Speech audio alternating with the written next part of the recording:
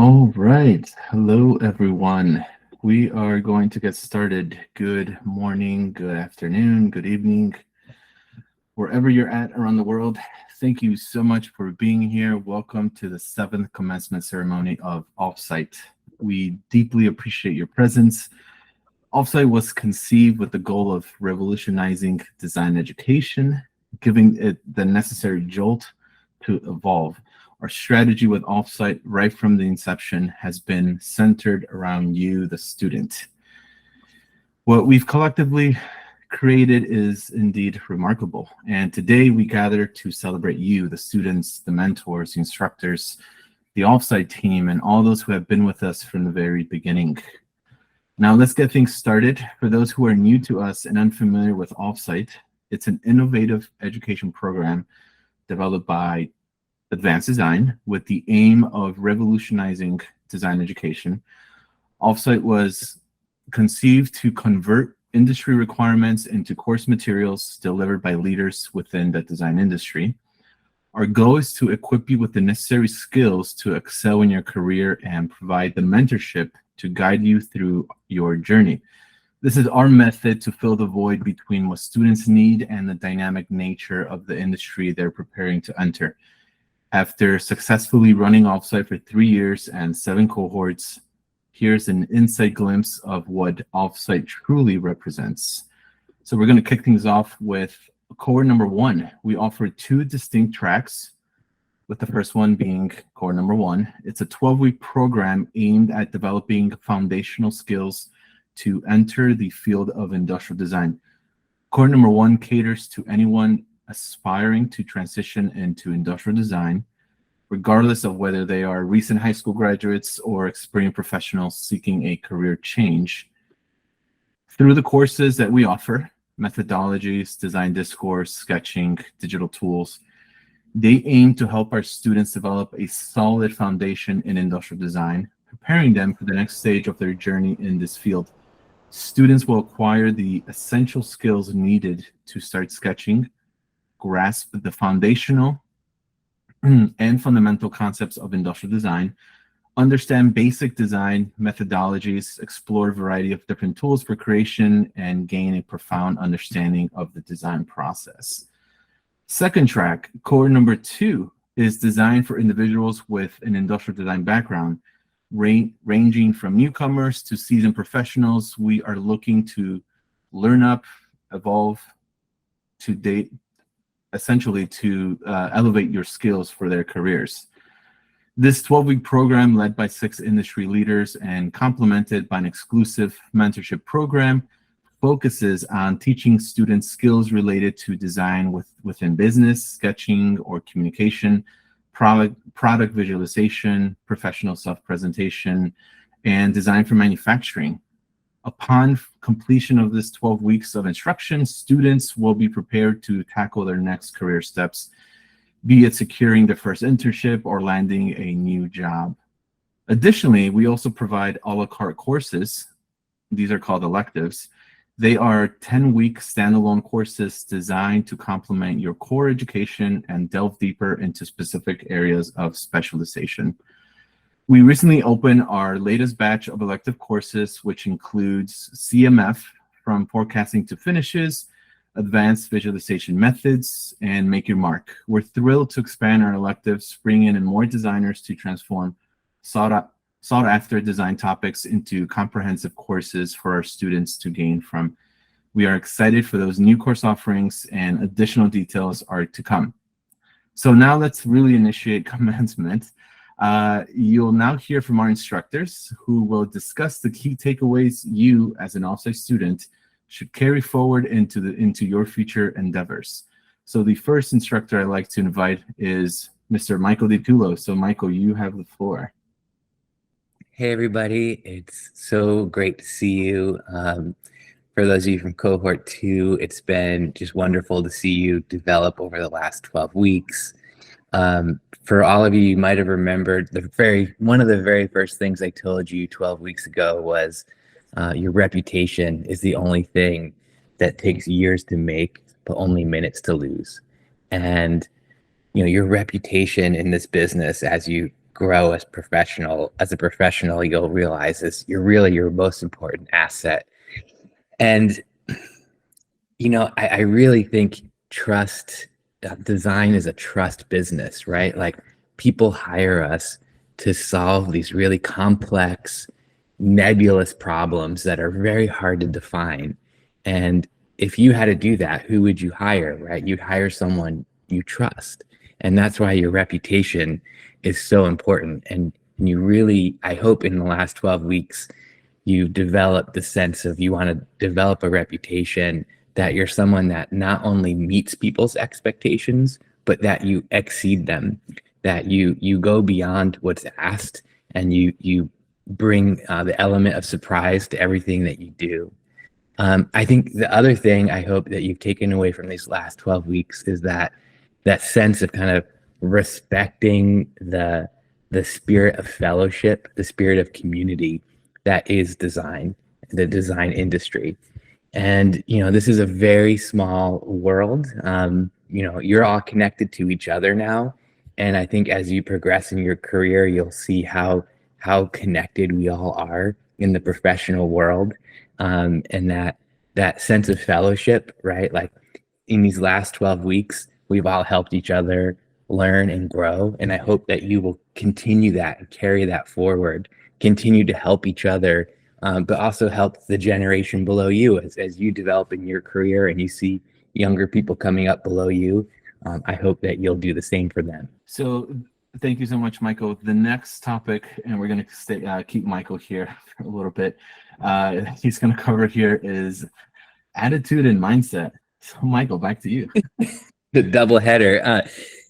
Yeah, I think, I think our classes in Offsite they're very, very tailored, but I think there's some really big themes that go across all of the classes. And, I think another thing that we really try to help you to see is the attitude and mindset that's necessary to go far in this career, right? I mean, I've been doing this for 25 years. I graduated from college 25 years ago. And I know I could be doing this for another 25 years, right? When you get to where I am now, I might still be doing this. And so I think it's so important to have a learner's mindset throughout your career. I literally before this commencement, I was just doing a recorded interview with a publication, and it's so crazy when you get to where I'm at and people look at you a certain way, because I still look at myself as a student. And I hope that you'll have that feeling as well when you get to that point.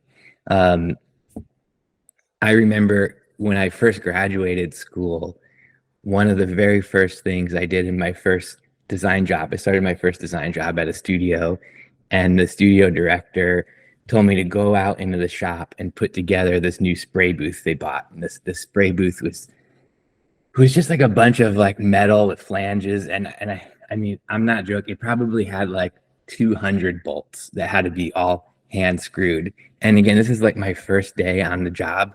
And he's like, go out there and put this together. And I was like, okay, no problem.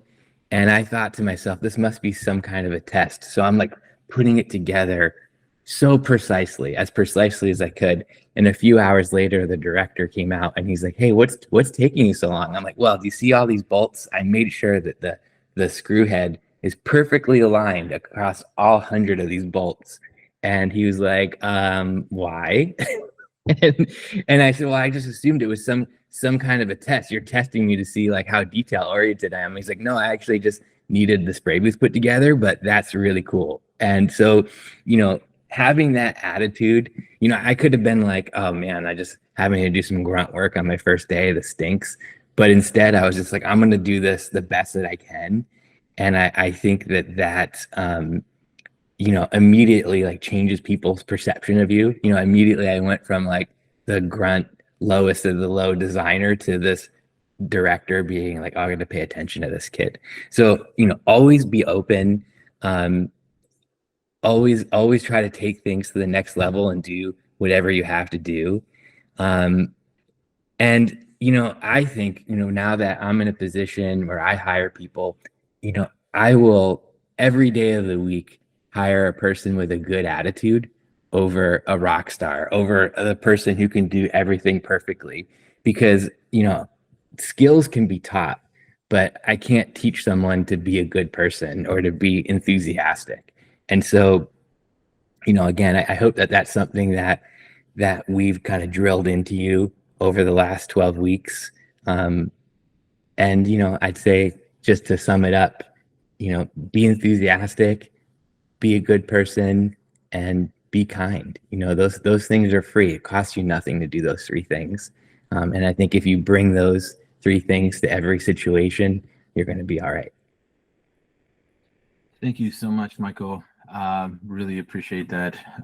Wonderful words of wisdom there. So the next instructor I'd like to ask to come forward is our instructor for our studio workflow class, Tyler Anderson, who will now share a couple words with you.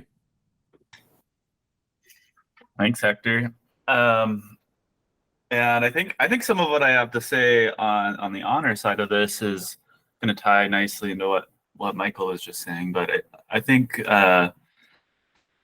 extending off of what Michael was saying about trust, I think honor is kind of the flip side to that, or can be a flip side to that, where as a designer, you are always going to be part of a greater whole. You're never going to be the only person in the process. And I think with that comes an element of honoring your position as this collaborator and as this facilitator of a greater process, right? Where you're going to not only just be working with a client, but you'll be working with a manufacturer, and you might be working with branding people, or you might be working with, I don't know, your family, right? Design comes in a lot of different kinds of ways, but as a designer and as someone who is kind of a leader in this collaborative process, you can recognize that everyone in that process brings unique skill sets and perspectives and brings different elements of themselves to the table, and honoring that within yourself and within those other people, I think is a really core element of being a successful designer.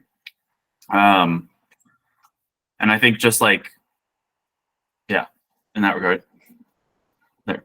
The other thing I want to say about humility before we get into authenticity is there is an element of humility in design where, and I think you all proven that you're kind of in this mindset, but as designers, the industry we're in is constantly evolving, right? We learned in our class, Studio Workflow, we really emphasized, learning Keyshot and learning how to visualize your ideas in Keyshot. And, we learned different CAD softwares.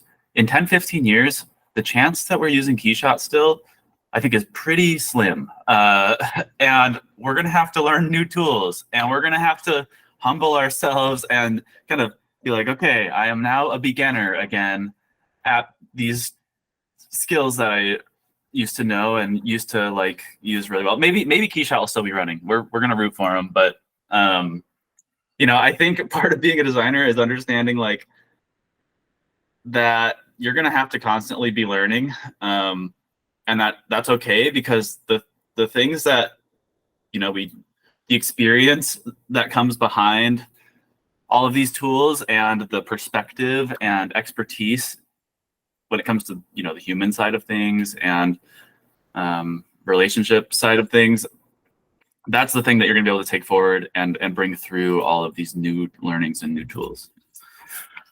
And then double header again, authenticity. So the last thing I want to say, and this kind of flips it on its side, right? We just talked about being part of a greater whole, but on the other end, you are uniquely the only designer who thinks the way that you do, right? And this is a super competitive industry. If you haven't realized that yet, I'm sorry. But this is a super competitive industry, and there are a lot of extremely talented people out there, right? There are people there's always going to be someone who can sketch better than you, or always going to be someone who can CAD better than you. or do visuals better than you. But the thing that really makes you valuable is the perspective that you bring that is the culmination of everything in your life. And I think if you can lean into what makes you yourself rather than trying to be like someone else and try to mimic someone else's style, I think that will pay back in droves, by just really listening to your own perspective. And that comes with some caveats, but generally really finding your own brand and your own process as a designer is really the only thing that you can own truly in this industry. So that's all I've got. Thank you so Thanks, much, Hector. Tyler. Really appreciate it. Our last instructor who's going to share a couple words is our design for manufacturing instructor, Dominic Montante. So Dom, if you are there. I am here. I wish I could run across the stage with music playing for my intro. All right, hey everyone. It's been an absolute pleasure getting to know you this 12 weeks. It's kind of flew by, but it's been really fun to take everyone around the world with me on this journey. The time right now is midnight in Italy, so I'm going to try and bring the energy.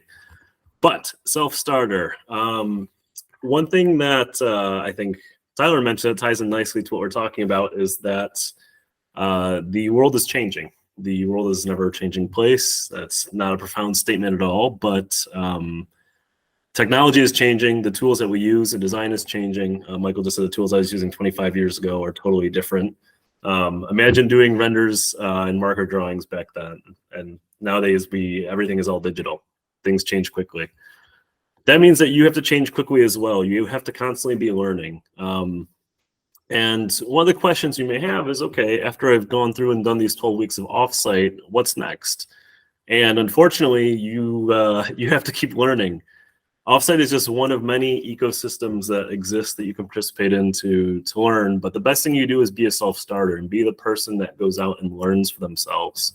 There's never been more abundant, freely available, and easy to access resources in history than there have been now. And so there's really no excuse to going out and learning. But Offsite's not the end all be all. You've already taken the first step in taking your education in your own hands and trying out something that you didn't know if you were going to learn within or not. But take that same attitude and apply it to say there's another skill that we don't cover that you may be missing. Don't wait for the next thing to come that can provide you that skill. You should be out there searching for it from the onset. So the thing I want to leave you with, at least for this segment, I have to say something else after this, is to continue learning, to continue being curious, and continue letting your thirst for knowledge take you far. And then next. All right. Thank you so much, Dom. Thank you for joining us. Oh, there's another topic. Oh, I had another one, Hector. No, that's it. We're each doing 2 topics. Go ahead. All right, no, it's fine. I was gonna say, okay, fine. I'll do my second bit. The second bit, this one is just to cap everything off, is that we're all designers and we all spend a lot of time in design, but the thing that is also important is to be someone else outside of design as well. Don't be boring. Be someone that has a life with other hobbies, interests, goals that go just beyond design. I think there's nothing worse than people who can just talk only about design and not expand upon themselves in any other way. So to tie into that previous thing about going and learning for yourself, go out there and learn something that has nothing to do with design. If you like, I don't know, let's say, I'm trying to think of something outside design. No, I'm struggling right now. Let's say surfing. You have a passion for surfing. Go in. You don't know if you have a passion for surfing. Go learn surfing. Go take up something new and let that continue to drive, motivate you, and hopefully interconnect with your own career and in ways that you didn't know would be possible. All right. Well, all right, now I'm done. Go forward. Thank you so much, Dom. Really appreciate it. He's absolutely right.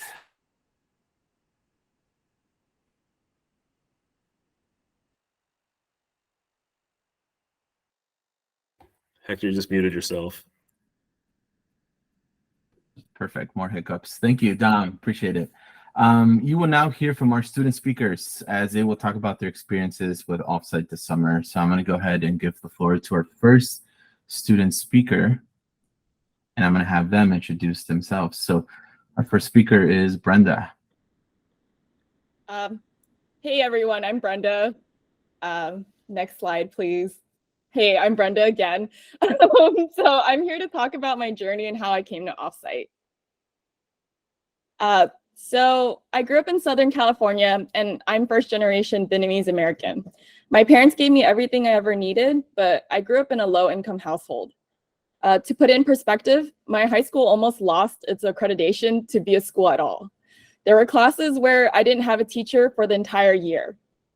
I didn't know it at the time, but now I realize how much of my education was taken away from me because of my socioeconomic status. So when I got a chance to get out of my hometown, I went to UCSD to study mechanical engineering because I wanted to build things. I would be lying to say that I immediately flourished. I felt behind from day one, and UCSD, while a great school, it wasn't a great fit. I needed something hands-on and project-based rather than research and paper-based. I somehow made it out and got several jobs as a design engineer at various product development consultancies. I spent 7 years in this career, and I loved it because I got to build things every day. I made a 20-story tall sculpture with Mark Bradford for UCSD. I engineered a kettle for Caraway, and I helped startup companies launch their first product. It was difficult to feel like I could ever do a different career. However, during my first year as an engineer, I found out industrial design existed, and I couldn't stop thinking about it. During my 7th year as an engineer, I realized all my hobbies had huge overlap with ID. I was spending all my free time learning ID skills for fun that I realized I should pursue ID as a career. I officially quit my engineering job last year. The scariest part of quitting wasn't no income for the next few months. It was that I had to tell my parents, who immigrated here with nothing, that I'm quitting a well-paid and stable engineering career for ID, a career where most people don't even know exists. So when it came time to decide if I wanted to go back to traditional 4-year college for industrial design, I realized it wasn't the best for me. I didn't want to focus on grades, I didn't want to take tests, and I didn't want to take filler classes. I just wanted to learn ID. I broke down my engineering skills to see what would be helpful in ID and identified my missing skills. I then found mentors, individual classes, and programs that would help me learn the way I needed to. Offsite became the biggest contributor in filling my skill gaps. Offsite's combination of community and teachers who are industry professionals provided a practical and invaluable ID education that let me thrive. It helped me get my first design internship. So I learned a lot from Offsite. They helped me the most with understanding the ID process, up-level my visual communication skills, and refine my portfolio. These pictures were drawn only a year apart. After a lot of practice and help from mentors and Hector's sketching class, this is where I'm at 2023. And I've taken a lot of Offsite classes, so here are more examples of my work. So if anyone is thinking about taking more classes and have questions, let me know. This would have never been possible without financial aid from Offsite.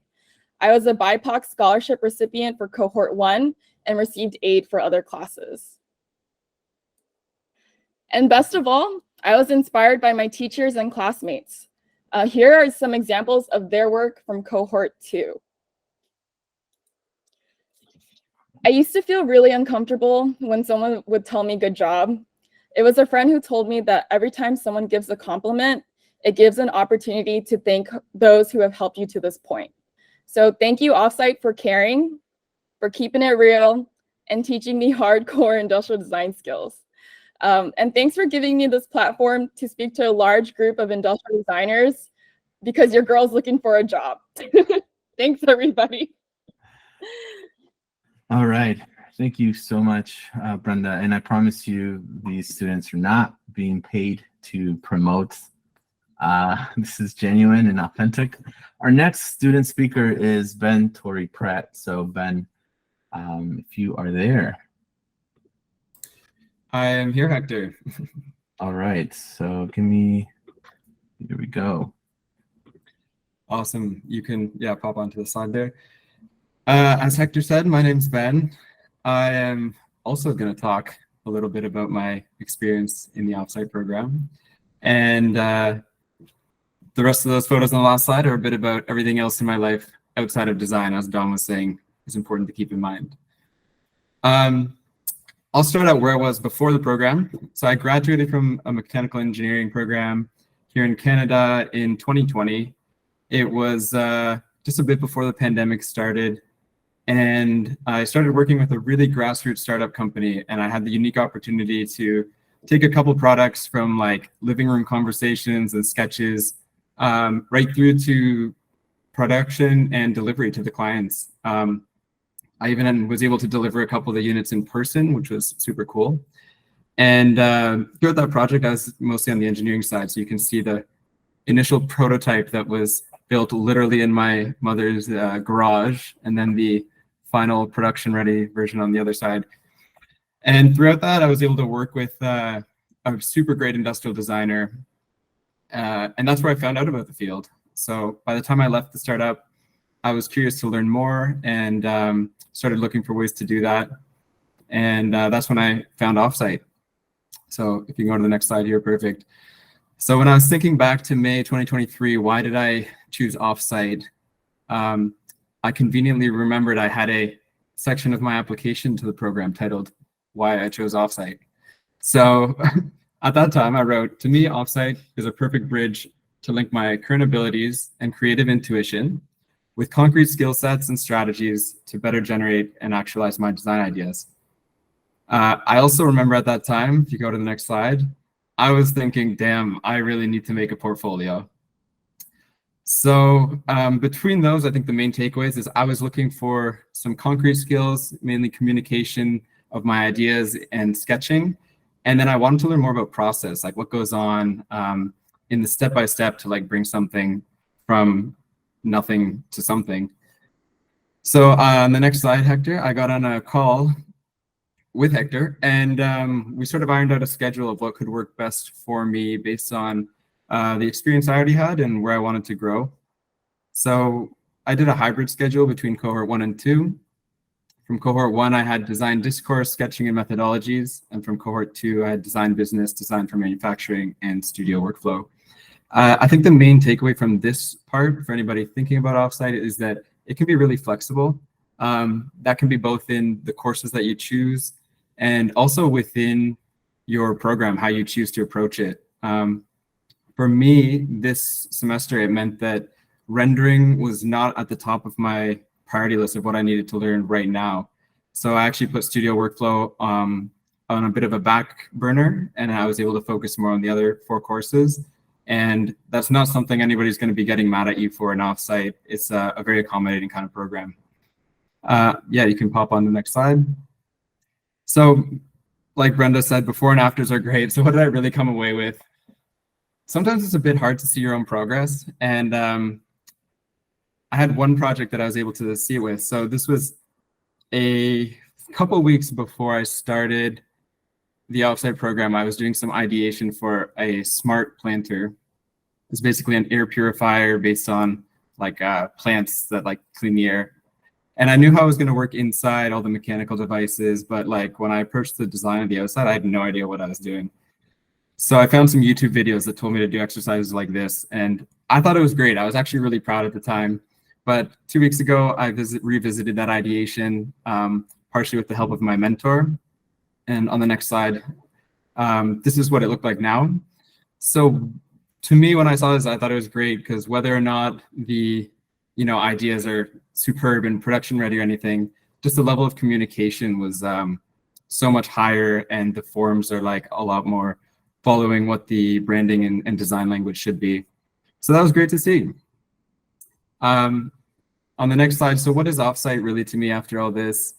It's a school, it is classes, yeah, but really to me it's resources. It's tools and it's a community. And resources is in the highest quality. The teachers who are here to help you are A, very accommodating, and B, super knowledgeable.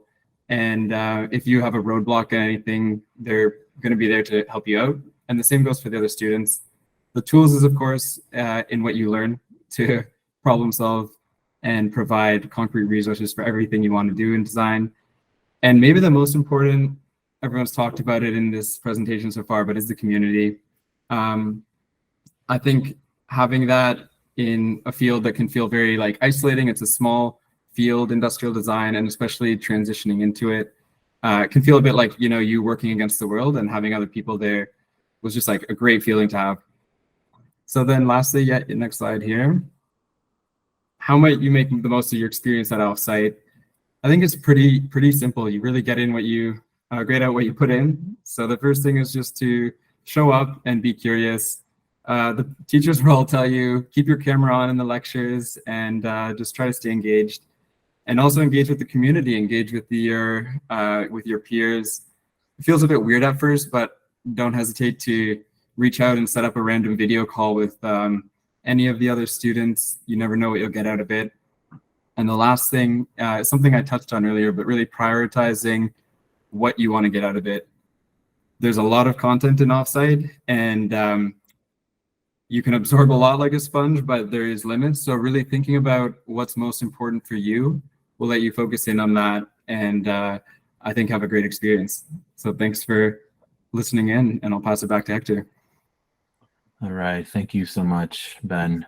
That was amazing. So let's get things going now. Our last student speaker is James Wolf. So James, if you are here, we'd love to bring you forward and have you share a little piece of you.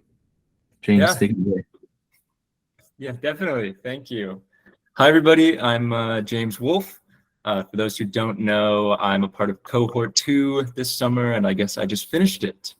But I'm excited to be speaking here, and I'd love to my story and my experiences with Offsite. So to sort of set the scene, before my experiences with cohort 2 and Offsite, I just had finished college. I graduated from RIT with an industrial design degree this spring. Before Offsite, I actually knew a little bit about the program. I'd heard it from some friends, and while searching for jobs in my final semester and having no luck, I decided to apply and really sort of take aid from my friends and listen to them and take part in this program that they had loved. And after my experiences so far with cohort 2, my mind is blown. I was not expecting to learn as much as I did with this program. I was sort of just expecting to learn some new skills and this and that, and it was way more than what I was thinking. At Offsite, I really developed and learned new skills that were hard skills, soft skills that I didn't know I was capable of. I produced some of my favorite and best work, I think, to this day with the help of this program. Oops, sorry. Yep. Sorry, we got some bad connection. This program, I had some incredible results. Along with these skills, though, I think Offsite also teaches some pretty important life lessons. These are lessons that I've sort of learned to live by now, and I think everyone should sort of live and work by. The first lesson being to keep it real. Don't create a fake professional, personality that you think is going to draw attention. You should really be yourself, serious, and to sort of relax and be real. I think designers do a really good job at that. James, you're still with us there? Yeah, sorry about that. Okay. I don't know how much you heard of the last one, but to move forward, keep it transparent. I think when you're able to and you're allowed to, keep your work transparent. This info that you have could be incredibly valuable and important to people who are inexperienced and who don't know. Whether it's a huge contract with a huge company or your first contract ever, still be humble but the information you could share could really mean the difference in people's careers. And last, keep it fun. I imagine this one's pretty self-explanatory, but make memories and have fun. I hope everyone remembers these lessons and practices them in their work. I didn't think they'd be as important as they are. Also, I hope all the instructors see a little bit of themselves in those lessons. I had actually gone through and written people's names by them, but had written everyone's name too much, and everyone's name popped up a bunch. Lastly, I think Offsite does an incredible job at showing students what a design community is like. It's really incredible how much this community means and how much it affects the way we approach design in the future. And I'm really grateful for that. So thank you very much. And I'm so grateful that I've met so many amazing people with Offsite, and I look forward to meeting many more. Feel free to reach out to me on any questions on the work I've done or the work you're doing. And I look forward to seeing many more people. Let me know if you're at square one this year. Sorry about the connection. Thank you so much, James. Really appreciate that. We are now entering into the last part of our commencement ceremony, where we get to hear from some of our commencement speakers. Our first speaker, he may sound and look familiar. You all know who he is. He's one of our founding instructors. But I thought it's key to hear from Spencer. I always love having a good conversation with Spencer, and I wanted to invite him to be part of this. So we are delighted to welcome Spencer Nugent as our distinguished commencement speaker. Spencer Nugent, originally from Jamaica and now based in Salt Lake City, Utah, founded sketchaday.com and idsketching.com. Since 2008, has been offering free design sketch tutorials, both online and offline. His daily YouTube streams and Instagram showcases his love for sketching, with professional stints at General Motors, Astro Studios, and his consultancy, Studio T-. Spencer has partnered with giants such as Microsoft, Adidas, Motorola. He's led workshops at notable places like Adidas HQ and Apple Retail. In 2020, he earned an award from the IDSA for his contributions to design education. Presently, he runs his design lab 5050.design, juggling personal and client projects. Spencer, the floor is yours. Thank you so much for joining us. Hey, thank you, Hector. Can y'all hear me okay? Hopefully you can. All right, I'm using a different microphone today. I feel like you embellished that introduction. I know where you got it from, but you didn't have to do that, Hector, but it's all good. Love you, brother. When Hector and I talked about kicking off Offsite along with the other instructors, we never imagined that. Well, I can say I never imagined it would be this big. I certainly had my doubts at the time, and it's been wonderful to get to know many of you through this experience, and to not only be able to share a bit of learning that I've had over the years, but also an additional dimension of who I am, and to also learn from all of you. So I'm going to try and work this thing. I'm not used to Google Meet here as well. All right. I can't share my screen, Hector. I'm not allowed, it says. Oh, okay. Let's see here. Try now. Okay. Sorry about that. All right. Let's do, I don't know what the best way. Oh, okay. Let's do it this way and play. All right. You can see me, I assume, correct? Or see the presentation? Mm-hmm. All right, cool. I can't see y'all, so I'm just gonna kick this off. So hello, thanks for the introduction, Hector. This is me as a kid. My kids saw this photo and they said, "You look real scrunkly, Dad." So I'm a single dad. I've got 2 kids, and they mean a lot to me. They mean everything. So appreciate the introduction. A little bit about myself. I come from the island of Jamaica, like Hector mentioned.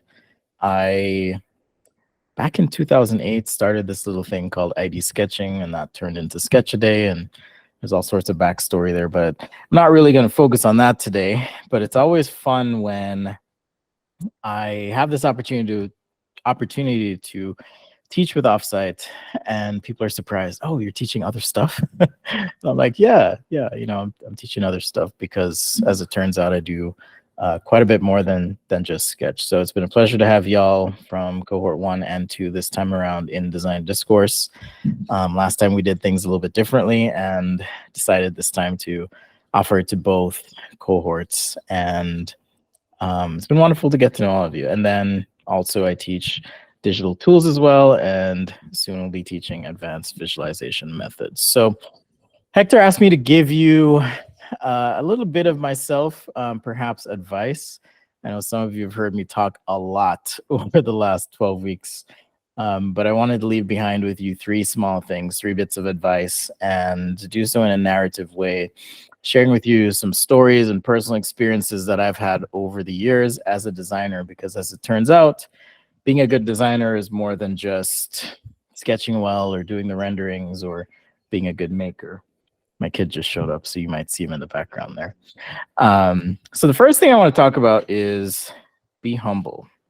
Work hard and show up when you have the opportunity to do so.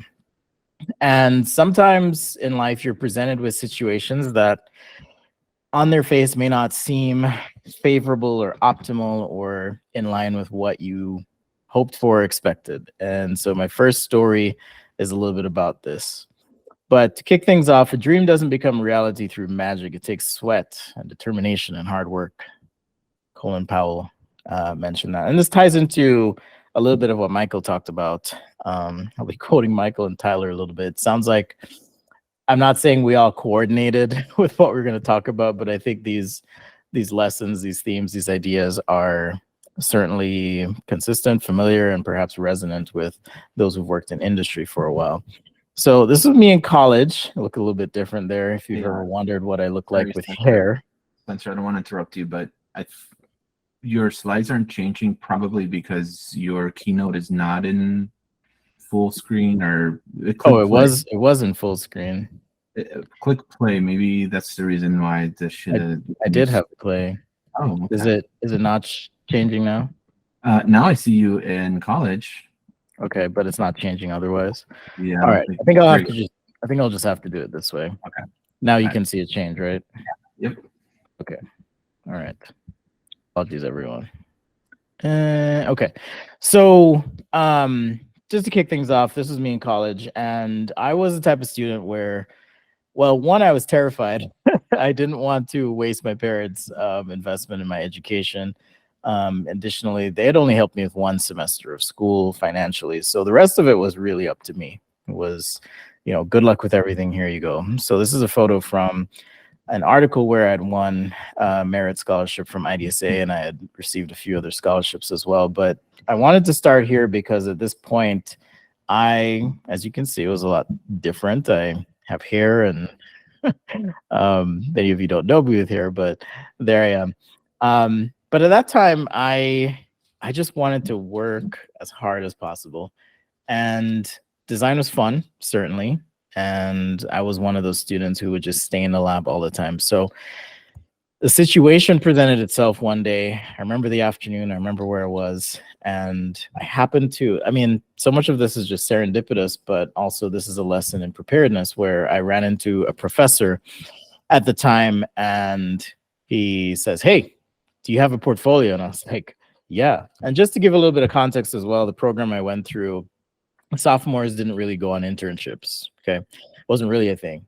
But I felt like through the encouragement of a few friends, because I had been working so hard, who had suggested, "Hey, get something ready," decided to get a little teaser portfolio ready, just a little 7-page work sample. And I did that. So when my professor at the time cornered me in the hallway and told me that a studio in San Francisco called Astro Studios was looking for an intern, I thought, sure, why not? Let's see what happens. I did not expect them to take me seriously because of where I was in my education, but they did. And so that led me to working at Astro Studios. And at Astro, for those who have, let's see if I can hide this slide only. There we go. I can't hide that. So Astro Studios technically doesn't exist today, but back in the day, this was the place to be, one of the places to be. And it was a wonderful experience. And I found myself on fire, both in terms of passion and feeling perhaps a little bit out of my depth, but also excited by the opportunity. And being at Astro, let's see, there we go. Okay, now it's working. Being at Astro, I found myself, and just to give a little bit more context here, when I had the opportunity, the phrase or the message from Astro was, hey, we have 6 weeks. We just need a filler here for this internship. It wasn't a full summer. It wasn't a full opportunity. And on the one hand, I was a little bit, like bugged, like, I wish I could have something a bit more substantial here. But on the other hand, I just jumped at the opportunity, moved to San Francisco for those 6 weeks. And when I got to Astro Studios, I wish I had a picture of this because it was just so humbling. Be humble. It was so humbling because I didn't have a desk. The other interns had a desk. They went to more notable schools, and that kind of set a little fire under me. And I decided, I'm gonna roll with this experience. I was tasked with bagel duty, so I was the guy who went and got bagels for the Monday meetings. That was just part of my job. And I could have said, no, I'm not gonna do that. I'm better than that. I'm not gonna do that. And then the other thing I had to do was recycling duty. So, we'd always be receiving packages, prototypes, whatever. And so I had to sort and do the recycling on a specific day of the week. I forget which one. But that experience taught me to just be humble, right? It wasn't about pride at that moment, but rather the opportunity that presented itself. Coming from Jamaica, now I'm in San Francisco, working with Microsoft and Nike and Adidas and all these companies, and having that level of exposure to just top tier talent was absolutely transformational. Now, interestingly enough, at the end of this experience, or toward the end, I had started applying to other internships, specifically Target. I remember they had reached back or gotten back to me, and they wanted me to come out. So I decided to have a conversation with the creative director at the time, Ian Miles at Astro, and sat him down. Said, hey, Ian, I just want to say thanks for everything. Just so you know, I'm going to be going to Minnesota next to be an intern at Target. And he looks at me kind of confused because day in, day out, I should mention as well, I didn't have a desk, so I just worked at the conference table. That was my desk. And whenever a client came in, I had to go find a corner somewhere or go sit somewhere else, right? So he looks at me a little bit confused, and he's like, why are you leaving? We didn't say you have to leave. And, it was a way of them saying, you're doing so well. Thanks for your hustle. And he actually said this, you're welcome to stay here as long as you want. Eventually would go back to school, and the story completes itself where I was employed at Astro Studios after that for a while. I won't spend too much time on this particular story, but the recession happened. Those who've been through Discourse, maybe you've heard this one before, but had started a business called Studio T- with my best friend at the time, who also worked at Astro Studios after we were furloughed. And we had big aspirations as to what we were going to do that first year. You do the best practice thing, you figure out a marketing plan, a business plan, all of that stuff, and then nothing goes according to plan, and you have a young family and you don't know what you're going to do. So we one day decided to just take anything, right? And again, it was important that we swallowed our pride and just worked hard, be humble. And so what we did is we went around to local businesses and just knocked doors and had conversations. Met some interesting people. It didn't turn into any substantial work for us, but it taught me a lesson about, again, not being too full of myself to not take an opportunity when it presents itself. So the next small thing I want to share with you is be kind. And like Michael said, I think, the next quote here, it takes many good deeds to build a good reputation and only one bad one to lose it. I can't tell you how many times I have experienced as I've put my work out, particularly on the internet, and had someone copy it, receiving an email or text or phone call from halfway across the world from someone saying, hey, the student put your sketches in their portfolio. And that, of course, leads to an awkward moment for that person. All right. So one bad deed can really undermine your ability to navigate this world of industrial design in particular. And frankly, I think it's worth being a good human. Those who've been through discourse, again, you'll know that word. Good can mean a lot of things, but a human that is kind. More on that in a second. Big parts of that, I think, are awareness. You know, what are the outcomes of your actions? Can you take accountability when you mess up and commit to take action to do better, to correct a misstep or mistake, and really just be thoughtful about your place and position in design. One of the later lessons I've learned in my career and frankly life is that self-awareness is really life's cheat code, right? We're the main character in the story that we are crafting for ourselves. And sometimes we're blind to the side effects of the things that we do. And so if you can really fine tune a little bit and be more self-aware, you'll find yourself being more capable and able to navigate tricky situations that arise in life. Like Tyler said, be real. Was it Tyler or maybe it was Dom? Either way, another point that came up here, be real. You know, no one likes a pretentious fake person. If you can be authentic, share a bit of yourself and do so, then good things will happen. It may not happen tomorrow or 3 months from now or a year from now. And in my case, it may happen 10 years from now, where you find yourself presented with an opportunity like being approached by a publisher. You know, when I started Sketch a Day, I didn't do so with dollar signs in mind and grandiose aspirations to have my work proliferate around the world or establish some sort of notoriety. But in particular, I'm taken back to 2013, December, Autodesk University, and meeting one person in particular who would later move on to Adobe and then introduce me to their world. And I was then presented with the opportunity to present at Adobe Max, which I've been doing for the last 3 years now. And my publisher, Rocky Nook, who helped me produce my first official published book, The Perspective Drawing Guide, happened to see me presenting. And all of this would not have happened had I not been kind and friendly, amicable, and real with this person who worked at Autodesk at the time. And I don't mean schmoozing, but just being a normal person. And we're friends to this day. I was talking with her the other night as well. So don't underestimate the power of being kind, being genuine, and being a good person. I want to challenge you all to commit to being a little better every day. And that can mean whatever it means for you. I'm not going to tell you how to do that, or you know, if it has to do with sketching or 3D or whatever. Just commit to being a little bit better every day. And as Tyler said, always be willing to learn, be a sponge, soak it all up. And I think I clicked on this. All right, there we go. And push yourself to learn more, do more, and be more in your career. In addition to being kind to others, it's also important to be kind to yourself. So after Astro Studios, and this is my junior year, this is me working at General Motors, being a weirdo, sketching on an Intuos while my Cintiq is there. I never liked Cintiqs until much later.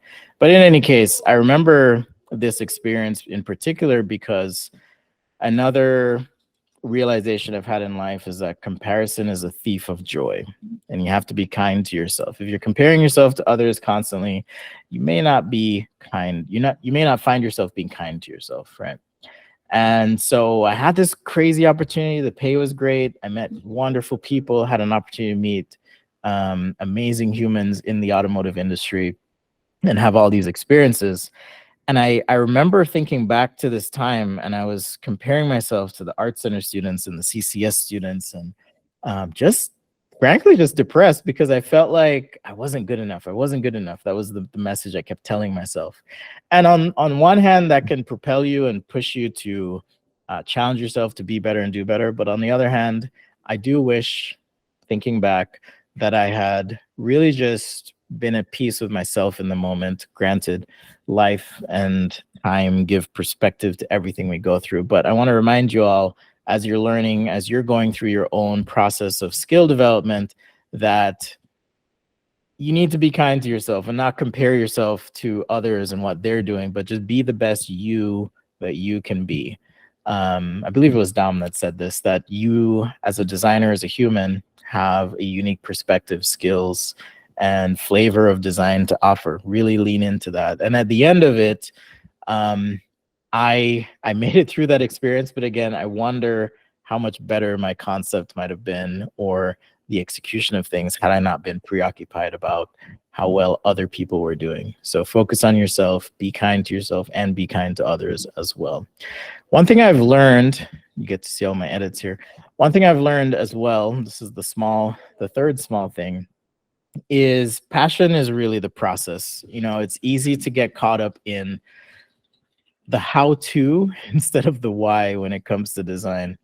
And that's natural. It's understandable that as you're trying to master your craft and figure out what you're doing, that sometimes you set aside who you are in the process, or really you might set aside for some time what you want. And those are two important questions. Who are you and what do you really want? Because life is short. I'm 40 now, I'll be 41 soon. And even these stories I'm telling you about, they happened, man, almost 20 years ago. You know, time flies. And a lot of this came into focus when I found myself working in a corporate job. Many of you have heard a few stories about this experience, but effectively, I started questioning. I remember wondering, do I even love design? Do I like this? And it really wasn't, the question really wasn't whether I loved design. It was whether I loved what I was doing in this particular instance, because ultimately, if I don't wake up consumed with the thought to do the thing, I don't want it. That's by me. It was from a conversation I had with my sister a while back. Well, granted, edited out a few swear words here, but basically, yeah, you know, if you're not waking up consumed with the idea of the thing you want to do, you may not be really passionate about it. And passion is really going to propel you into doing your best and being your best. I appreciate the words of the students who shared their experiences from Offsite as well. And I could hear in each of these experiences the passion and the desire and drive for each of you to do your best and be your best.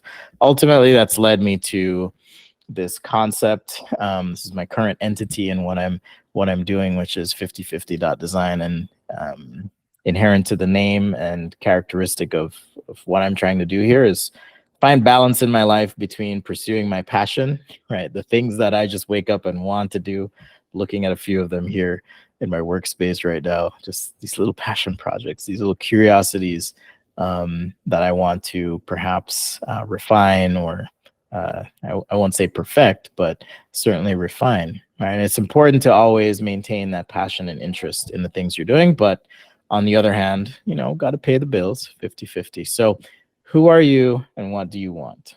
What type of message is your work going to be sending out? Is it craftsmanship? Is it some sort of narrative or story about your concern for ecological responsibility or something else?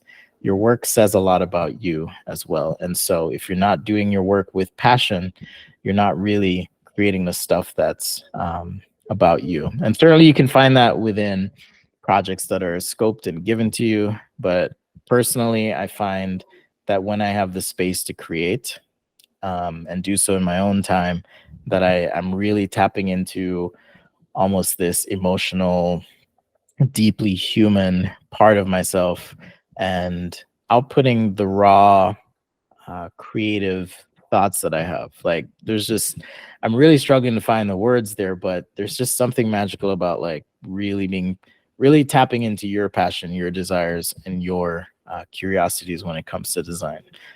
The things you learn are really just skills, and those skills are a vehicle for your personal expression and for your ability to share a bit of yourself with the world. Because again, there's only one you in the true sense of the word.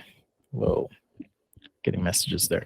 So with that, I just want to remind you, be humble, okay? Don't consider yourself above opportunities that present themselves. Be willing to learn, be hungry, be thirsty, and work really hard. Be kind, right? Put kindness out into the world because it'll pay back in dividends, right? It's not just about making the money and making a living, but I think as a human, as a good designer, if you will, it's important that you put kindness out into the world. And lastly, passion is the process. All right. Don't forget that passion is the process. Try not to get lost in the steps of doing design, and always remember that your love, your passion, your joy matters. It's important with everything you do. And with that, thank you. Okay, I'll turn the time back to you, Hector. All right. Thank you so much, Spencer, for sharing. We are now entering the last part of our commencement. Our last distinguished commencement speaker is Anna Arreola Kanada. Anna is the co-managing director at IDEO Tokyo with extensive experience in brand, product design, and management. She's held roles at Apple, PlayStation, Sony, and other tech giants, and founded 2 startups. Anna began her design journey in Kanazawa, Japan at 15. Outside her professional life, she enjoys street photography and gourmet cooking. A queer Latin, she passionately advocates for women's and LGBTQIA plus rights, and is a mother of 4. So I'm going to ask Anna to come forward, and it's an honor and pleasure to give you our platform to speak with our students. So thank you so much for being here. Hi, you all. Thank you so much, Hector. Let me get everything set up and share my screen.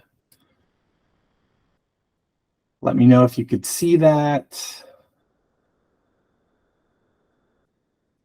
Looks like you can.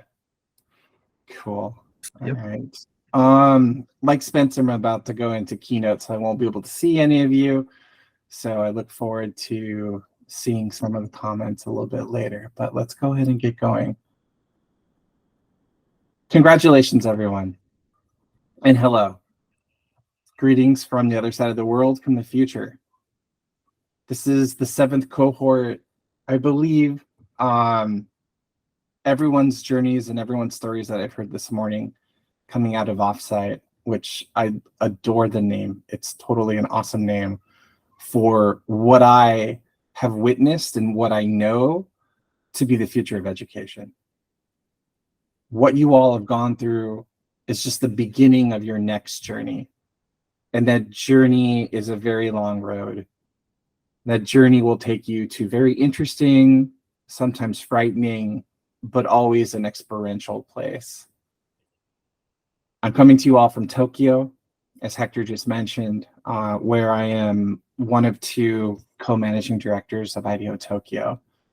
I wasn't going to go too much into my background until I heard a lot of your stories. And so I do want to share some pretty vulnerable moments just up front with all of you. My pronouns are they, them, theirs, she, her, hers. My name is Anna, or Banana. I am a queer BIPOC individual. I'm 2nd generation Mexican American. My parents arrived in America undocumented, and I did not come from means.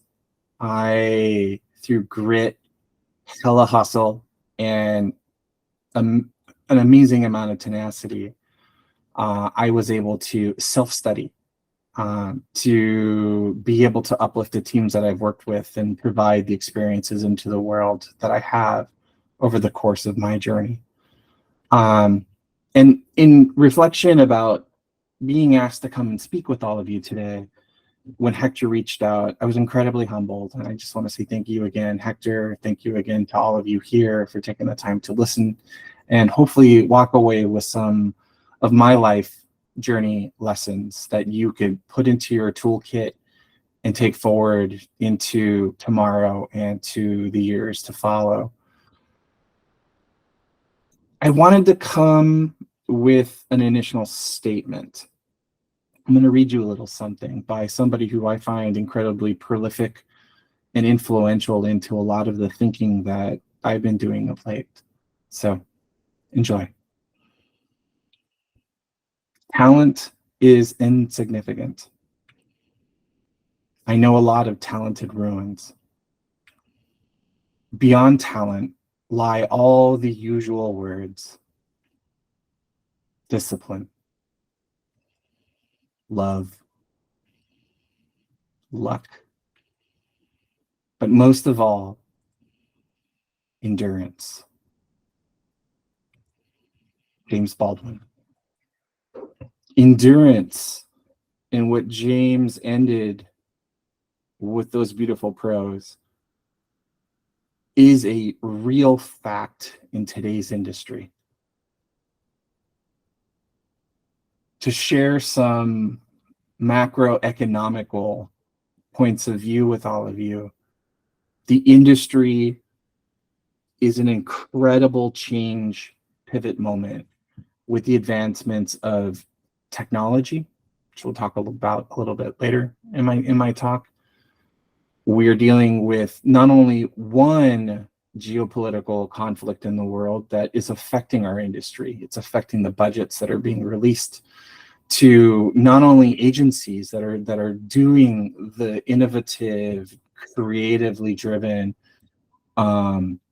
projects that are happening right now, but also it's affecting the large Fortune 100 companies that some of you probably will end up working at, should you go down the corporate route. And then there's that second geopolitical event that may or may not be happening. It's definitely present here in the region that I'm located in right now in Japan, and that is what's happening in the Pacific theater and the threat of having the worlds of our planet rally behind the support of a beautiful nation, Taiwan. So know that with that concept of endurance, this journey is not a sprint. It's a marathon. And just keep that mindset as you all go forward, because it will help you all from not burning out.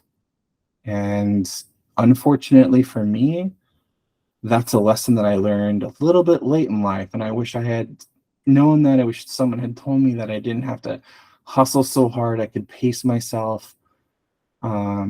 And you heard a little bit about that from Spencer, like when he was at GM, I believe it was, and when he had seen others around him and seeing what their unique offer and impact was that they were bringing, Spencer, I think at that point, believed that he had his own offer to bring. And I thought that was a beautiful story. Thank you for sharing that. It's true. Don't measure yourself to others.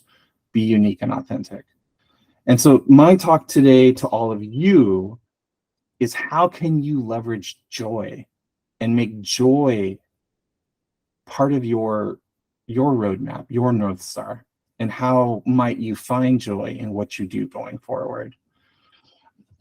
What I'm gonna share with you is a collection of 30 plus years, 35 years of experience, whittled down into just a few things that I think are most relevant, that I've learned from, again, not coming from means by self-hustle and self-transport, moving around the world to different cities where I grew up as a second generation Mexican-American immigrant, Latina, and being born in Hollywood, moving to North Hollywood, being raised in North Hollywood in the San Fernando Valley, going to public schools. And then eventually in the 1990s, the recession had hit America and there was no educational or financial prospects for myself. So I ended up leaving at the age of 15 and a half by myself, all the way across the world to a remote seaside town of Kanazawa, Ishikawa, Kanazawa, Japan, where I self-taught myself design, and I self-taught myself linguistics and how to survive in this world. I'm going to set some context of values. I think that these values have been the most prolific for me in my own career, and I espouse these values, and I really hope that others take these values up as well. And you've heard this from some of the other speakers today, some of them: trust, integrity, accountability, trust. You must implicitly always assume goodwill and trust the people that you're working with. Never assume ill intent. Always err on the side of goodwill and trust. And sometimes people are malicious and they do have ill will, and you just have to then, pivot and roll off of those people and not include them in your life anymore. Integrity, to the point that Spencer talked about with the Ben Franklin quote, and you heard this from some of the other speakers, like, you are just one mistake away from hurting that integrity. What you say, what you do, how you show up in the world, how you help one another, is really one of the most important traits of these values that I hold near and dear to myself. And then accountability, making sure that the work that you're doing, the craft and the passion, is that you yourself are holding yourself accountable for the impact that you're bringing into the world, but that you also have that high level of work ethic that you also hold others accountable, especially when you're in such a tight-knit team. Be self-aware. Self-awareness is really critical as part of this core foundation. And then lastly, if any of you should, and most likely some of you will, move out of being an individual contributor, individual talent, and moving into human leadership, not everyone is really made to be a leader, nor should everyone think that they can lead. But if you do decide to learn those skills to be a leader, if you do decide to create groups and teams in the spaces that you're in, be sure that you model those values. Be sure that you coach for those values, and be sure that you care incredibly, as much as possible, mentally, physically, and emotionally for those that are in your organization, that are in your team, because caring most of all, especially in these times, everyone brings what's happening in their real life and the outside world into the studios, into the corporations of which you are part of. So, joy. I look at this discovery of joy really sort of being founded in these three areas that lead to joy: exploration, honing, and joy itself. My core values as a creative are based on human, simple, and authentic. Everything that we create should be innately, instinctively understood and usable and friendly from a humanistic perspective. From simplicity perspective, that simple element is about being able to really go down to the bare minimum of the minimalistic experience you're trying to create, whether it's a product, whether it's new technology, whether it's a service. Break it and then be incredibly ruthless with that redaction and add just what the necessities are back into it, so that you can create the most simple, humanistic, easy to use experience or product possible. And then you heard about authenticity earlier. And that authenticity comes in many different forms. You yourself are authentic.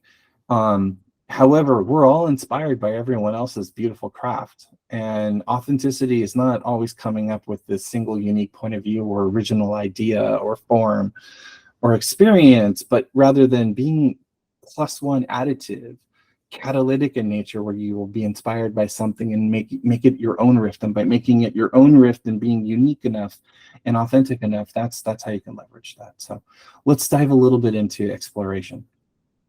So from an exploration perspective, one of the life learnings that I found is putting yourself into an incredibly uncomfortable situation. That allows you to be vulnerable. That allows you to grow and create a point of view and survey of your environment that you'll be able to find interesting things in that growth mindset to help push you forward in your lifelong learning journey. For me, that was moving from Los Angeles to Kanazawa, not having any friends, not knowing what I wanted to do necessarily for my career. I was coming out of initially working in the animation industry, doing storyboards and script breakdown into storyboards. And I think that this was probably, this along with actually learning like a work ethic at my parents' small business in Los Angeles, really shaped the survival skills that we need in this modern world for myself. So put yourself in uncomfortable spaces. It's okay to cry at night, cry in the pillow, confide in those that you love that are around you, but it'll be an incredibly growing opportunity for you. Reflecting back on my own star field or my own North Star path, I think that we start off in life not knowing what that journey inevitably will create in the form of a map, but know that, eventually you're going to find a rhythm, and that rhythm will generate that star field. And in my case, starting in Hollywood in the animation industry as an intern during high school, working on The Simpsons, moving to Japan, originally in the Japanese animation industry here on Urusei, doing translation work for Animego, even getting a chance to break off and do a little something a little bit far out, which I'll get to in a second. Everything was additive. I knew that I loved the technical direction of storyboarding and the setup of the scene graph and the scene, and that led me into experience design. Moving from experience design, I knew I wanted to learn the business and become a product manager so that I could shape the business of the products we would be preparing to create opportunities for other design teams. And I learned that skill. And then you move into learning about other areas throughout your career. This alone right here is probably an hour conversation. And there are videos that are online. I gave a talk that kind of dives into this with the Dropbox design team a couple years back when I was at Microsoft. So please have a chance to take a look at that. But start mapping out your star field. Start mapping out when you get to each new level of skill unlock. As you defeat that boss monster, think about what is it that you're going to want to go next? Where is that next level? Where are you going to want to learn? What is it that you want to add to your toolkit? And that'll help you create your star field. So that's really important. And we'll dive into a little bit with some of the mechanisms and tools on how to do this a little bit later. Be weird. I talked about, putting yourself in that uncomfortable area within your journey. And for me, one of the inflection points in my own career was having the chance to do voice acting when I moved to Japan on now what many of you probably know as Neon Genesis Evangelion. I had no idea it was going to be the global hit that it was. And I'm only in, if you have Netflix, watch this, turn the Japanese audio on. I'm in the first 5 minutes of the episode. It's in Japanese, episode 18. The Japanese title is Inochi no Sentaku wo. I don't know what the American title is, but it was an experience of hey, this would be fun. I'm just going to go outside my wheelhouse of what my day-to-day design job at that time, Macromedia, and give this a shot and grow that side of my experience. But it was a horror story out of Lost in Translation. If you remember that scene where Bill Murray's being directed on the Suntory whiskey set, I kind of felt like I was being directed that way by Hideaki Anno, the director at the time. But be weird, try things that are new, see where they go. Be human. The craft and your journey and exploration of what you're doing, while on one hand you are creating experiences and products that you want to love and you want to use and have in your chosen daily life surrounding, but your experiences and the products that you're creating are going to outlive you. Design for the next generations, not the next generation, but generations.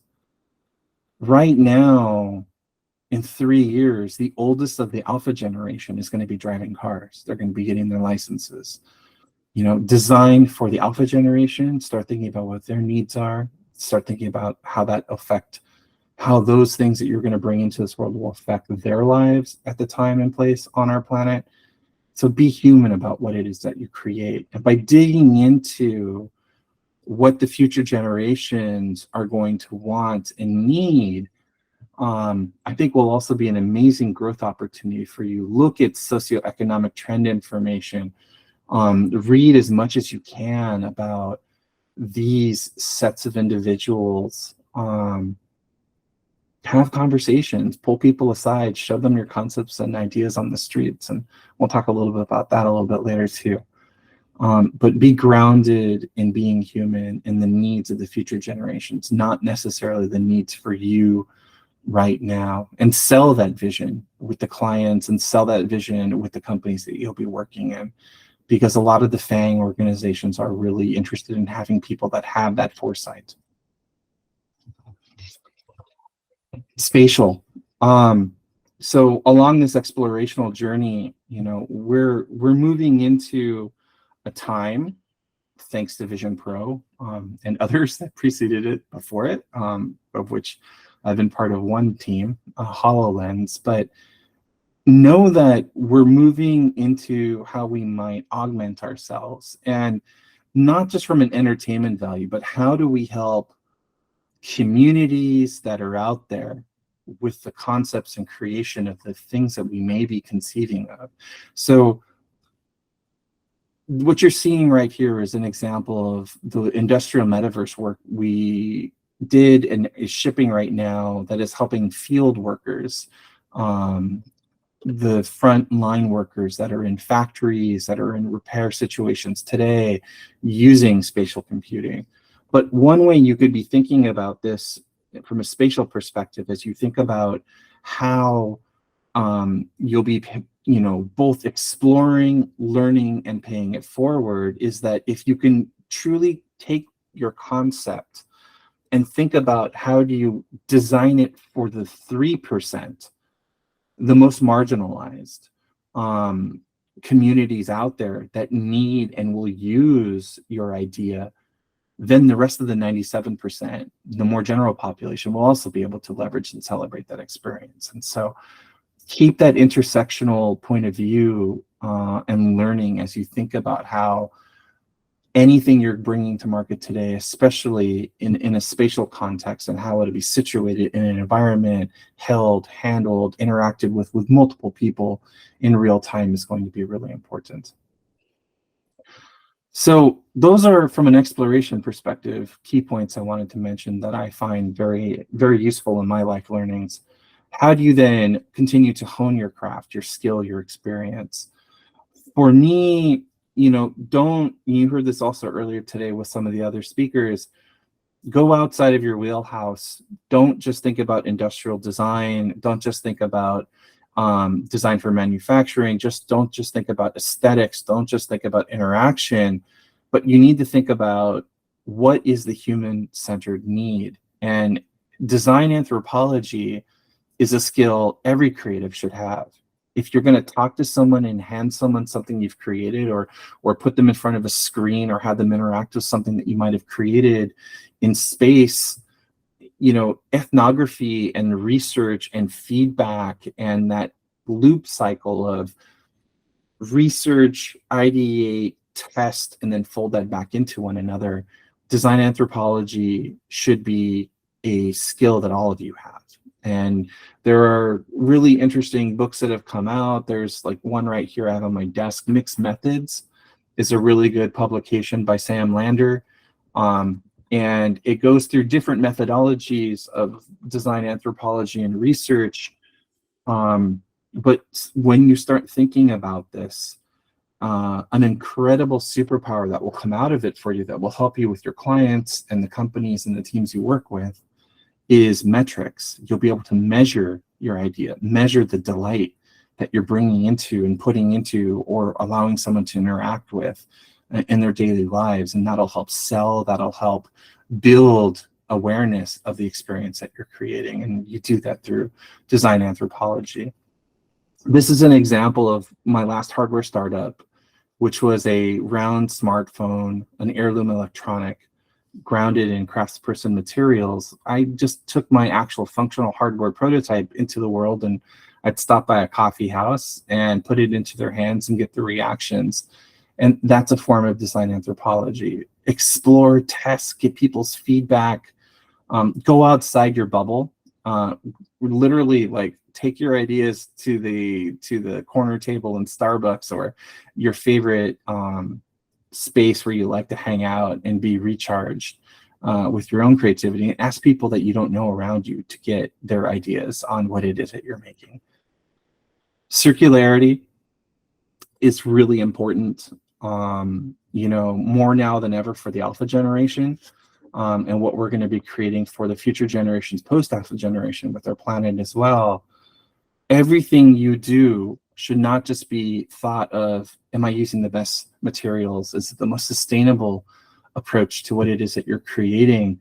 You need to plan from a circularity perspective, planned obsolescence. You need to plan cradle to grave. You need to plan how to take something out of the world that you've put into it and replace it with its next version that's better than the original idea that you had. Us at IDEO, we take circularity and circular design very seriously. And, it was really fun with some of the work that we did with how do you rethink what a cup is, and how do you rethink the materials that are circular in nature and sustainable globally, worldwide. And this was a project that we did with Starbucks. And you have resources and tools that will help you both educate yourselves on mindset and material science and manufacturability, and also global population needs, first world and third world, Northern Hemisphere and Southern Hemisphere, with resources like Open IDEO Studio and other things that you can find through IDSA. Robots. Honing your skills. You've heard this. Like, will keyframe be around in 25 years? Earlier this morning, the robots are here. I'm sorry, we've been invaded. There's nothing we can do about it. Is this the planet Arrakis? And have we rid ourselves of artificial intelligence? No, artificial intelligence is here, and it's changing the way that we're creative. And there's a lot of things that are still being worked out right now around efficacy and intellectual property rights, and kind of that is important. The industries will get that right. There's a lot of brilliant minds that are thinking about how do you protect individuals and creatives like yourselves that will be putting your portfolios online, so that the robots, when they go screen scrape everything, it doesn't sort of get automatically infused into the data set that is going to be used in platforms like Midjourney. Or platforms like OpenAI's ChatGPT, but rather embrace the robots. Embrace them in the sense that treat them as if they're part of your team. Treat them as if they are cohorts that are working alongside of you, and delegate those tasks to them, so that one, it might fold back into your own exploration and make your own work even better, especially if you're a squad of one. Using those robots, using the advancements in AI. What you're experiencing and what you're seeing right now has only been around for the last 6 months. Yes, we've been working on AI, and I've been working on the most advanced forms of AI leading to artificial general intelligence while I was at Meta and at Facebook. I'm sorry, Meta and at Microsoft. But like 6 months time, the time I went on maternity leave for my littlest baby, and the time that it is now, you have all of the generative AI stuff that's happening. And that's just the front end. That's human usable. The back end stuff is still happening. So we'll see where we are 6 months from now, 12 months from now, 18 years from now. It's going to be fun, but you got to keep that growth mindset happening and continue to stay up on the latest advancements, and think about how you might leverage that back into your own work cycles. From an intersectional perspective, I talked about designing for the 3% so that the 97% can be lifted. This is a way that we can address from our design and our strategy that it's oceans and seas that lift all boats, and that by making sure that we're making the most accessible, usable, inclusive and represented spaces in the experiences that we're creating, that is going to be prolific. And there are not many people that are thinking about that right now in this profession. I hope that all of you coming out of this cohort take this to heart, and you are thinking about, if I design for that intersectional 3% and I can address the greater population of the 97%, the change in the world will be profound. evil. As you hone your experiences and your journeys and where you end up gaining experience, you will come across evil. Evil is everywhere in this world.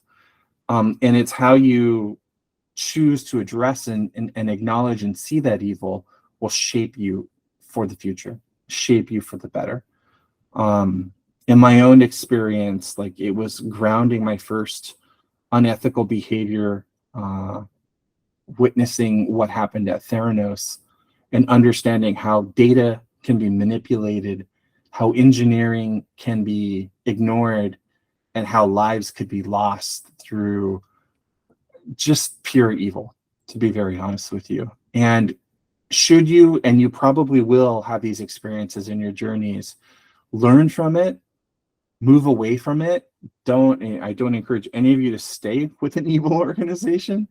You want to make sure that the spaces that you create yourselves or that you find yourself working in as a professional espouse true emotional, physical, psychological, and intellectual safety. So learn from evil, stay clear of evil, make sure that where you pave your future paths, as all of you as pathfinders, be sure that you're creating a space where evil doesn't exist. So joy, taking exploration and hone into consideration. Now, how do we actually create joy in our lives? Well, you're already doing what you love, which is why you're here. And that's part of the core foundation of joy. You know, finding and making sure you can laugh in all situations. Like, quite honestly, what we're going through right now, post-pandemic, and while we are in the pandemic, is a little bit straight out of Loki with multiverses. You got to kind of laugh at the situation, but laugh with an understanding and a desire to try to decipher why things are the way they are. And part coming back to your star field, take into consideration all the macroeconomic trends that are happening. Building that calculus for yourselves and your self-navigation of life is going to be really important. But, you know, you got to kind of laugh at these situations, because, you know, it's a learning experience. It's going to be hard. It will be painful at times, but you have to find ways to continue on and find joy and live. YOLO is part of live. One of the things, especially I think many of the colleagues that I worked with, the leaders that I've been with, and including myself, coming out of the pandemic, we've all fundamentally changed. We really do embrace this "you only live once" lifestyle mindset, especially when you start, if you choose to have a family. It's like you really should do what you love as a craft and a passion. Protect and make sure your family is well kept, but most importantly, make sure you're well kept as well, that you're feeling satiated and that your needs are being met, because you can't rely on anyone else to meet those needs. Community is what grounds us. Community is what we build around us, and finding our own community, whether it's community that's part of us as we go through our lives, it's whether it's a chosen community we find ourselves with. Being sure that you have a foundation of community will keep you healthy and make sure that you have joy within your life as well. And then family, familia, making sure that whether it's an animal, a pet, which is part of your family, whether it's your parents, your cousins, your remote family, or your chosen family, that those individuals that are in your life really are the energy sources for you and your craft and what drives you on a day in, day out basis. And know that no matter what happens, they're going to be okay, because they have their own life journeys to take part in. And that, you know, while we wish to provide for them all the time, they're going to go and they're going to be okay themselves. The world and their friends and their community and their future family or chosen family will also take care of them as well. But, you know, making sure that community and family are surrounding you. One of my researchers at Microsoft introduced us to this amazing term. They're from Nigeria, and I had never heard this term before, about 8 years ago. And I thought it was fantastic. A lot of times in our lives, we're so obsessed, especially when we're learning things and we're in a squad of incredibly creative and competently driven individuals, there's a sense of FOMO that takes place, fear of missing out, right? And JOMO is the opposite. And if we practice JOMO, which is the joy of missing out, we will make more time in our lives for joy. We'll make more times to make sure we're not stressed out at work. And so try to practice JOMO as much as possible.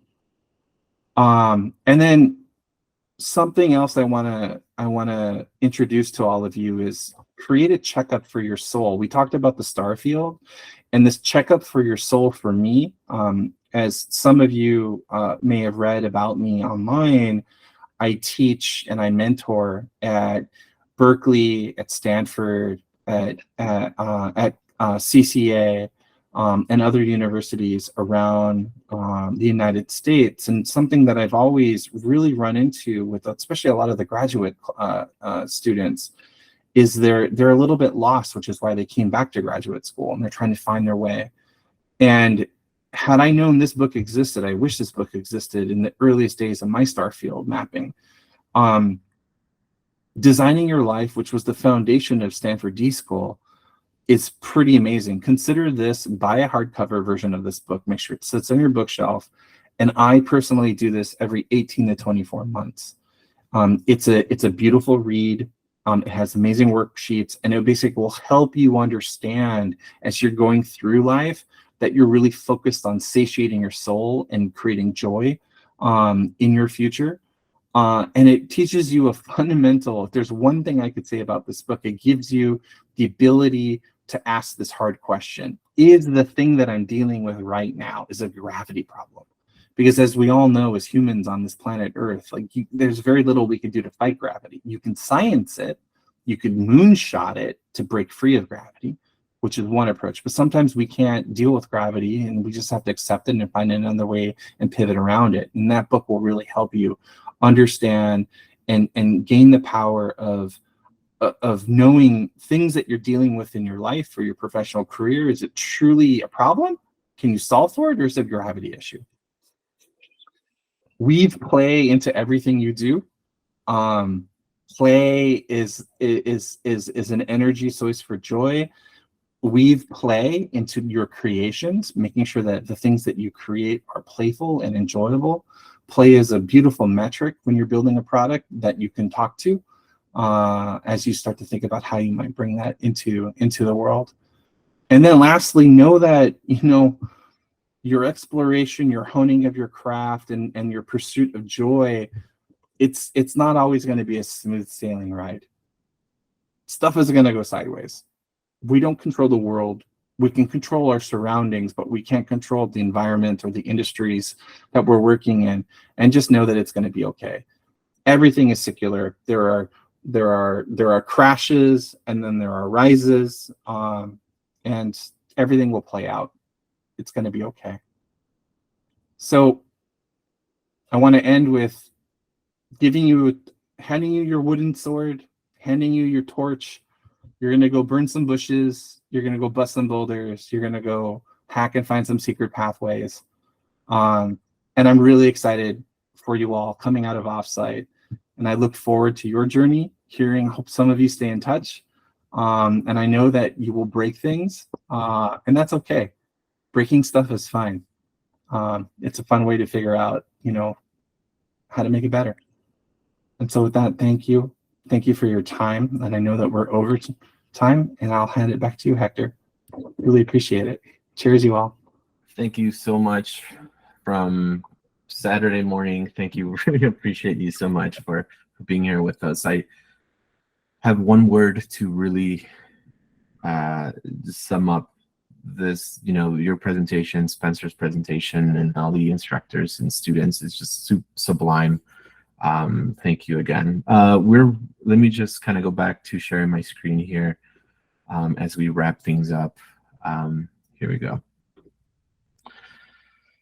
Thank you immensely for joining us this afternoon, now evening, for our 7th commencement ceremony. We are thrilled for you to embark on your journey equipped with impressive array of skills, profound insights, and most importantly, a refreshed perspective on design. This accomplishment wouldn't have been possible without your support. A heartfelt thank you to our mentors who dedicated their time to ready our students for the industry and for our sponsors for their generous contributions. We extend our gratitude to our educators, students, our guest speakers, and everyone who has shared their valuable time with our students. A special acknowledgement to our commencement speakers, Spencer and Anna. Just amazing designers, amazing industry leaders. We hope their words have ignited a spark of inspiration in you. Before I let you all go, I have a couple of announcements. Like I mentioned before, we are excited to offer these upcoming a la carte courses we call offsite electives. We have one of our instructors, well, we have two of our instructors here with us. I'm going to ask one of our instructors, Elodie, to come forward and say a couple of words about her amazing class called Make Your Mark. Elodie, if you are there, and I know it's pretty late, and I apologize. Yes, thank you so much. Hello. Hello, everyone, and thank you for having me. Yeah, calling from Europe, so it's getting a bit late. So I'll make it short and try to make sense of what I'm going to say. So bear with me. Yeah, so Make Your Mark will essentially be about self-initiated project and passion project. So I think it's very clear for everybody of us that it's so important. And for me, it was very important, and it is very important to work on my passion project to develop my skills, but also to build my portfolio and yeah, build also online presence, etc. So I think this is something that I can only encourage people to do, but I also really acknowledge that there is a lot of barriers and challenges in running those self-initiated projects. And so I started putting together kind of methodology, little hacks, and little tools to actually go through smoothly those personal projects and gain confidence. So Make Your Mark will be about that, building confidence and getting some tools to be able to run personal projects. Thank you so much, Elodie. And as you know, with Offsite, we try to give all of our students an incredible amount and make our courses accessible. So for our students, you do get these courses at a discounted rate. And for those who are interested, to know what these courses are about, please come be part of our community. And you just heard from Spencer. I don't know if Spencer's still here. I'd love for him to say a couple of words about his class, Advanced Visualization Methods, which is kind of funny, Spencer, that I think it's been 7 cohorts, 3 years later, and we are finally having you teach a sketching course. I know that you are the sketch a day. I do sketching. I learned from you when I was a student, and so now we finally made it. Yeah, I'm excited to share all the rough, weird, odd edges of things I do to make my stuff look the way it does. I've never ever done that, really. So this will be all the little tips, tricks, things I've learned over the years that I'll be sharing with you. And so for those who've been through my classes before, I tend to be a little bit loose with how I do things because most importantly, I want you to get out of the experience what you want to get out of it. And certainly, I'll have some prepackaged things that I want to share, but definitely it'll be a lot of work. Not gonna lie, it'll be a lot of work because I think Anna touched on this a little bit. We have this future ahead of us where technology is going to augment what we do in fairly substantial ways. And if you're not prepared to navigate that world by understanding the fundamentals of visual communication, for example, then you're just not going to really be able to make the most of these technologies that are helping us be more and do more, or hopefully not destroy us. But yeah, that's what we're going to be focusing on. So lots of hands-on stuff and me sharing little tips and tricks of things that I've learned over the years. So yeah, that's what we'll be doing. All right. Thank you so much, Spencer. And our last instructor who couldn't be here with us, Rebecca Gosselin, is coming back to teach this amazing course, CMF, from forecasting to finishes. This used to be a course exclusive for the bigger cohorts, but it became very popular that we had to offer it to everyone. So some of you have already been part of this course. It's an amazing course that really ties in culture, psychology, and really ties into how we select color and materials. And all of the information about these 3 courses can be found on our website. I just wanted to bring it up and remind you. I'm also excited about our upcoming conference. If you are nearby Chicago, this is an opportunity for you to come and see us in person, visit, talk to your instructors in person, and really learn from other great designers who are going to, talk to you about amazing things in design. For the first time, our conference is extremely diverse in content. We're not only having industrial designers, we're going to have furniture, graphic designers, UX designers, a variety of object designers, and I'm very excited about this conference, which is happening in about a month. So come over to Chicago if you can. If you are part of our mentorship program, you will be reached out with a very special opportunity to come to our conference. So wait for that email. That should go out sometime today. But last but not least, I just want to thank you so much and express my appreciation to the advanced design team, the experience team, our mentors, and of course our instructors. This ecosystem really thrives because of your efforts, and there's just not enough words to adequately express my gratitude. Spencer had mentioned that when we first started thinking about Offsite, it wasn't just Spencer I was having conversations with. It was like Michael and Kat, Kelly, Dom, and one of the things that was mentioned during this talk was, doing things that really make you uncomfortable. And, something that when we started Offsite, especially in 2020, which was the pandemic was raging, something that really came to mind was if it excites you and scares you at the same time, it probably means you should do it. And that was essentially one of the biggest lessons that I learned when doing things and kind of being scared and intimidated about things. Another thing is that your instructors, I just mentioned Michael, Spencer, I mean, there's about 7, 8 of them with the electives. I felt inferior. Like, I just felt like, these people are smarter than me. They're more talented than I am. And I think a lot of the times that's just human nature. We have these insecurities, and I came to realize that having access to people smarter than you is actually a blessing and not a threat. So use that to your advantage. Make that a privilege, because it won't, it's actually quite amazing to work with these people on a daily basis. So with that being said, thank you everyone so much for being here. Thank you to our wonderful commencement speakers, our students who represented our cohort this summer.